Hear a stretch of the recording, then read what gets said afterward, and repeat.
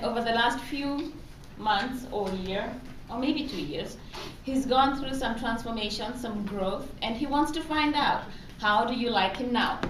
In his 5 to 7 minute speech, welcome, Richard. And I can dance, just saying. I like the audience participation last time, so I'm going to start out with a little bit this morning as well. Can anybody tell me how come divorces cost so much? And let's leave the attorneys out of it. We'll let Anita off the hook and Connie. But does anybody know why divorces cost so much? Mr. Ruck. Because it's worth it. True story. I got the receipt. Oh. A little bit of humor this morning. Do you know in the last couple of years I've lost 140 pounds? Wow. 140 pounds. 140 140 pounds. 100 of it was my ex-wife. That was the most expensive weight loss program I have ever been on.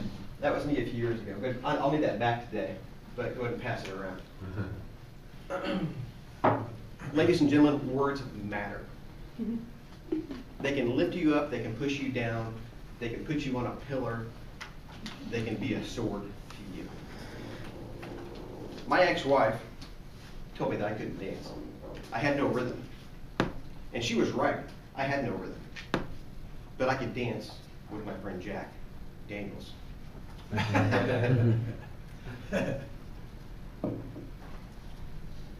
After our separation, about 6 months, I decided to make a promise to myself that I was never, ever, ever gonna let anybody tell me I couldn't dance. That was never gonna be a stumbling block for me again. So I started taking dance lessons at Arthur Murray Studios, which is a shameless plug, and my dance instructor, Sonny, is the bomb. So the past year and a half, I've learned quite a few dances, and I'm not afraid to get on the dance floor anymore. And women seem to like guys that can dance, especially ballroom dance, because it's not typical. Now at Arthur Murray, we have a dance party every Friday night where we get out and able to dance with a crowded dance floor and practice our moves and what we have learned through our lessons. And once a week, or once a month, we typically have a dance outing at a different club, whether it be a salsa club, a country club, a swing club, or a hustle club. Now, hustle is one of my favorite dances.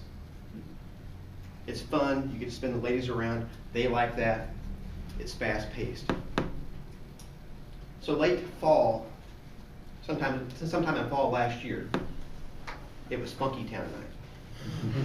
Now, Funky Town is a fun place to go to. I've got a picture of me with about 20 ladies at a bachelorette party with afros of every different color.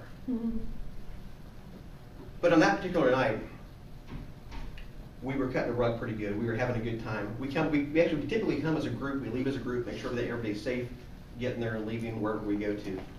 And we kind of stick together in our pack, in our tribe, if you will. And that particular night, we went through the car wash. If you've ever been to Funky Town, they do the whole car wash thing with the suds, and then we started doing the YMCA. And all of a sudden, I get a tug in my arm, and I look over. It's my ex-wife. My first thought was awkward.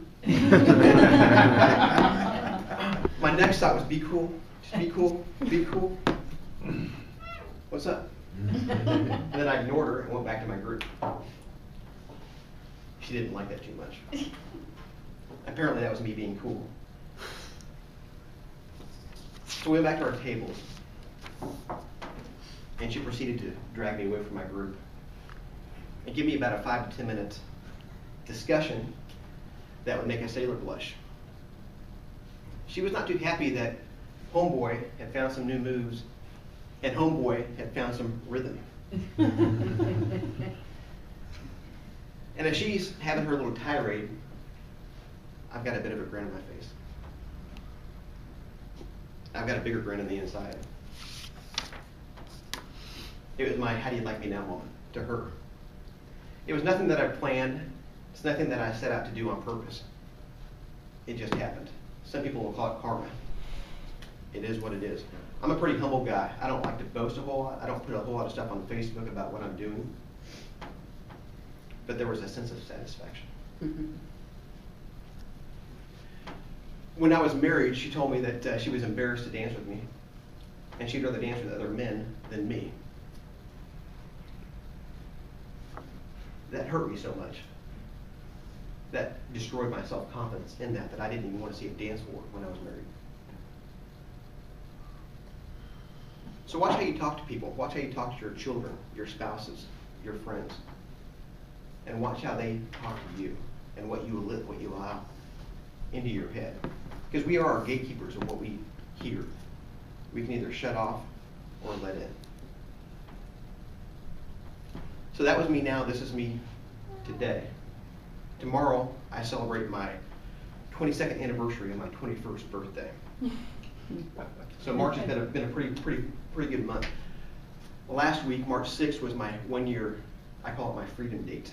It's my 1 year anniversary of my freedom date, the day my divorce is final. So, how do you like me now? Thank you.